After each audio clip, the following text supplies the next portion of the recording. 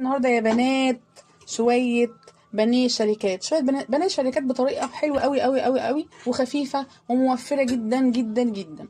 ان شاء الله يعجبكم ويبقى عند حسن ظنكم يا رب. شايفين جماله، شايفين حلاوته، حاجه كده من الاخر. سامعين؟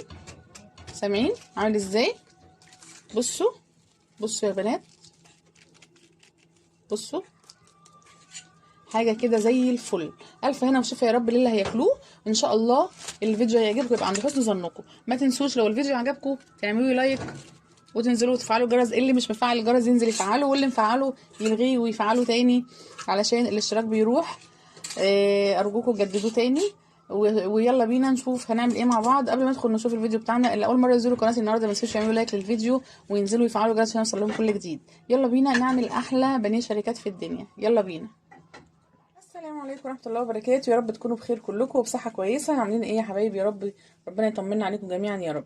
النهارده معانا فيديو حلو قوي، فيديو جميل جدا جدا. كذا حد من صحابي يعني بصراحه طلب ان انا اعمله، فانا قررت اعمله النهارده. عايزين نعمل بانيه الشركات. تمام كده. هنعمله النهارده بطريقه حلوه وعايزينه برده بطريقه موفره قوي. تمام. فانا هنعمله بطريقه موفره وطريقه تعجبكم جدا. يعني صدر فرخه هنطلع منه كميه حلوه جدا جدا جدا. تمام كده. انا عندي هنا صدر الفرخه بتاعتي قطعته كده زي ما انتم شايفين ناعم خالص. وعندي دي كوبايه برغل، كوبايه برغل بلتها بقالها حوالي ساعتين وشويه في ميه سخنه، ميه سخنه. تمام كده. وعندي دون فيجيتار اللي هو الفيجيتار السايب اللي بقى عند العطار. وعندي دون الخلطه اللي بنجيبها من عند العطار اللي هو الذره الصفراء بتاعت كنتاكي، بس دي ناعمه مش الخشنه. تمام كده. هنجيب الناعمه او هتجيب الخشنه وتفرميها. لسه فرماها دلوقتي حالا اهو في الكبه. تمام. نعمتها يعني. وبص بقى، ده اللي احنا هنضربه دلوقتي في الخلاط. البرغل بالفراخ. اول حاجه عندي هنا بقى معلقتين 2 نشا، معلقتين 2 لبن بودر، معلقه بيكنج باودر كمان، معلقتين 2 لبن بودر، ومعلقه بيكنج باودر. بيكنج باودر عشان يخلوه لي هش من جوه وخفيف كده وحلو، والنشا واللبن البودره علشان يخلي لونه فاتح من جوه وحلو قوي. هيعجبكم جدا جدا. ومعايا معلقه من الفيجيتاري السايب، ده بنجيبه من عند العطار برضو يا جماعه، معلقه كبيره. تمام كده. اوكي. هنضرب دلوقتي الخليط بتاعنا، هنعمله بطريقه موفره وحلوه جدا. تمام كده. هنحط بقى الفراخ بتاعتنا. اول حاجه دي الكبه انا لسه عامله فيها دلوقتي. عملت فيها الذره الصفرا دي او الخلطه كنتاكي اللي كل الناس بيقولوا عليها خلطه كنتاكي يعني. وهنضرب الاول الفراخ مع البرغل. ادي الفراخ بتاعتي اهي. انا الاول هفرمها فرمه كده وبعدين نشوف ايه هنضيف ايه عليها. تمام. لسه ما حطيتش البرغل. اضرب الفراخ ضرب الاول علشان تنعم معايا، اتاكد انها نعمت قوي. تمام. احط اركب البتاعه بتاعتي دي بتعاكس شويه.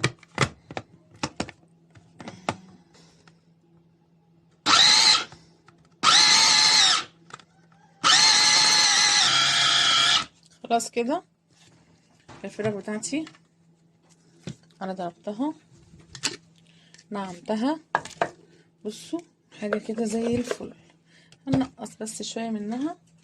يعني المهم ان انا هضرب البرغل بتاعي ده مع الفراخ، بس هيبقى تقيل البرغل والفراخ مره واحده في الكبه.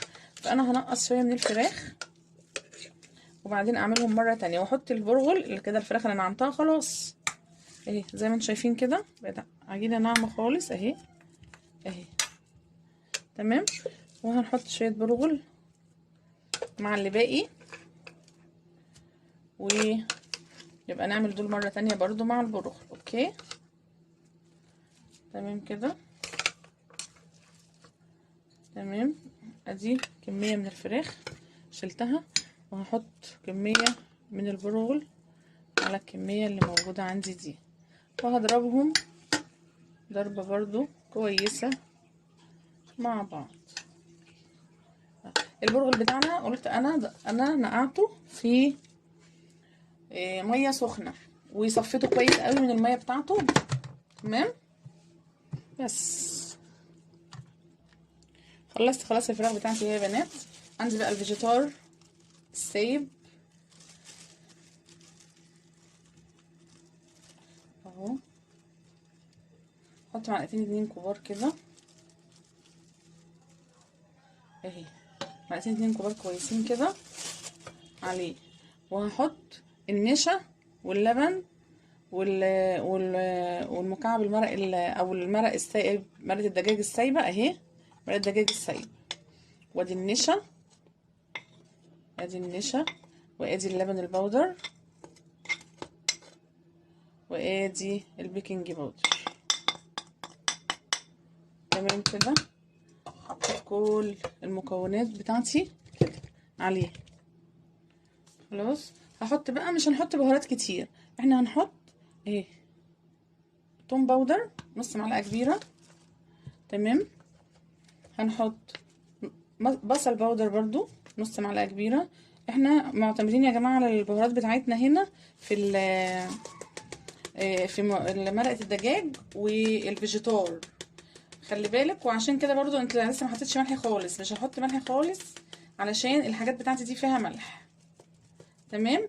انتي ظبطي ملحك زي ما انتي عايزه. اوكي اهو، بصل البودر والثوم البودر اتحطوا. هحط بس ايه، رشه فلفل اسمر لازم طبعا، لازم لازم. وشويه جنزبيل، جنزبيل مهم، حلو قوي، مديني تيست حلو قوي قوي قوي.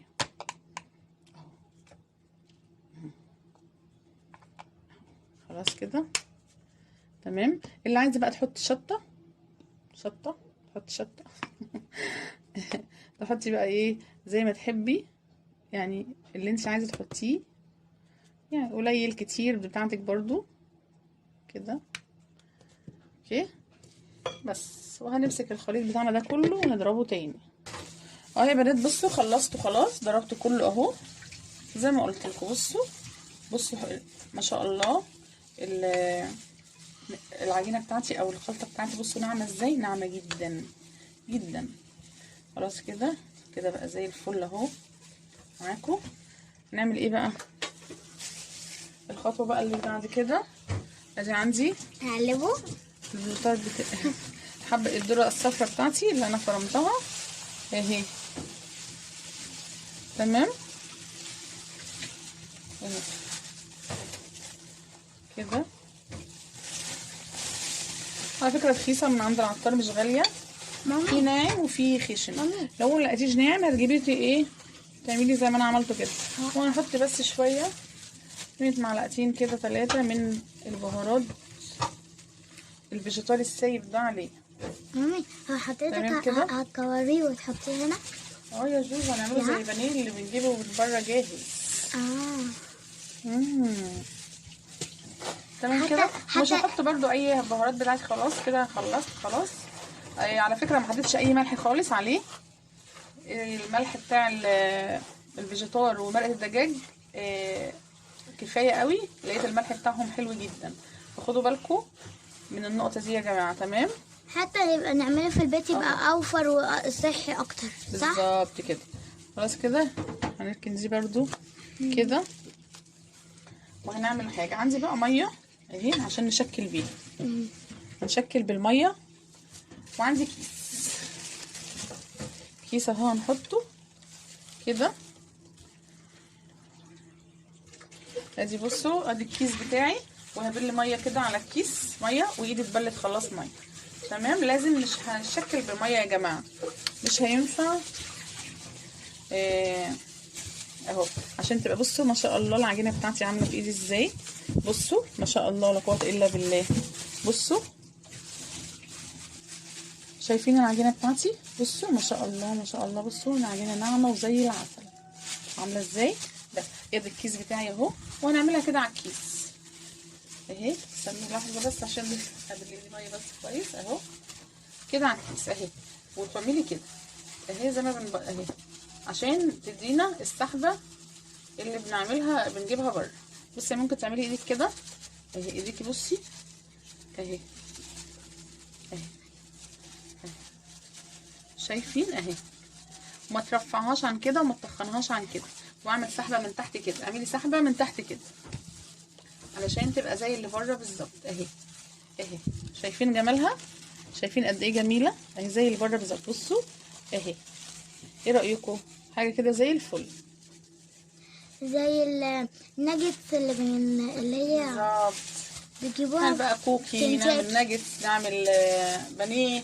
بصوا هي نفس الخلطه دي حلوه قوي لكل الحاجات اللي احنا بنجيبها. اهي نعملها كده قوي اهي، وبعدين هنروح عاملينها كده. تعملي ايدك كده، تعمل لها السحبه اللي بتبقى من فوق دي اهي اهي اهي، ولا تطخنيها ولا ترفعيها عشان تبقى في المعقول معاكي اهي. بصوا حاجه كده، بصوا اسحبي من تحت كده اهي زي الفل اهيت، حاجه كده زي الفل. كمل كل الكميه بتاعتنا بنفس الطريقه. شايفين انا خلصت خلاص الكميه بتاعتي اهي زي ما انتم شايفين، تمام كلها. بصوا صدر الفرخه عمل لي كميه قد ايه، طبعا مش متخيلين. طبعا انا هاخد اول طبق انا عملته، تمام. وهعمل ايه بقى؟ اجيب الكلام ده كله كده، وعندي ميه، تمام، ميه. والطبق ده انا اول حاجه انا عملتها خالص هشتغل فيها، ماشي كده. هعمل ايه؟ هنزل بيها في الميه كده اهي، نزلت بيها في الميه وهنزل بيها هنا. بصوا بقى ايدي دي طعمت ميه خلاص كده، مش هحطها هنا اهو كده اهو اهو كده. على فكره هنعمل طبقه تانية بنفس الطريقه، تمام، بس لما نعمل الطبقه الاولانيه دي الاول واوريكم هنعمل الطبقه التانية ازاي، تمام كده. هننزل برضو بيها بنفس الطريقه في الميه، وايدي اللي هتنزل في الميه مش هتروح في الخلطه بتاعتي، تمام كده اهو كده. وايدي اللي هي اللي في الميه مش هتروح هنا، ايدي الناشفه اللي هتروح، تمام كده اهو كده اهو، عشان كله ياخد من البقسماط او الخلطه بتاعتي اهو، تمام كده اهو. كمل بقيه الكميه بنفس الطريقه دي. بصوا يعني مثلا، بصوا انا مش عايزه اطول عليكم، ده الطبقه الاولانيه اهي خلصتها، تمام كده. هروح واخده بقى تاني بنفس الطريقه ده، واروح نازله بيه تاني في الميه، في نفس الميه بتاعتي، عشان اعمل طبقه تانية، علشان يبقى تخين معايا ومقرمش وزي ما بتجيبيه من بره بالظبط اهو. بدل ما تجيبوه من بره وتدفعوا فلوس كتير، هتعملي كده نعمله في البيت صح اهو. لازم ياخد طبقه تانية يا جماعه، علشان الطبقه الاولانيه خفيفه. شايفين؟ هوريكي دلوقتي الطبقه الاولانيه من الطبقه التانية. ادي دي الطبقه الاولانيه ودي الطبقه التانية، شايفين دي ازاي عاليه وفارقه من دي؟ شايفين اهو. فاحنا لازم نديله طبقه تانية اهو كده بالميه في نفس الميه، مش بدل وننزل كده ما يجيبوا من بره يدفعوا فلوس، ندفع فلوس كتير طبعا، ونجيبه ده اوفر ويعمل لنا كميه اكبر وكمان صحي عن اللي بره، تمام كده. يبقى هنعمل كده ايه الطبقه التانية اهي، شايفين اهي بنفس الطريقه كده. ايه رايكم؟ تحفه. خلص بقيه الكميه بقى بنفس الطريقه دي. ونرجع القلي شايفين انا عملته، بصوا بالطبقه التانية، بصوا بقى عامل ازاي اهو، بقى تخين كده ومقرمش. ايوه يعني بقى القلي زيت سخن وزيت كتير طبعا. انا بقول يا ماما اول واحده تطلعيها لازم انا اللي تقولي ايه؟ انا شايفين؟ لازم هي اللي هتدخل. الفيجيتار ده نفسه، والباقي بقى هنعمل على قدنا، والباقي هنشيله في الفريزر، تمام كده. يبقى جاهز، هنطلع نقلي على طول زي ما بنجيبه كده من بره. تعملوه في اللانش بوكسات للمدارس كده. شفتوش انا اهي بقول لكم بقى، بعرفكم تعملوا ازاي يعني. لا لو مثلا رايحين في حته وما فيش وقت تعملوا اكل.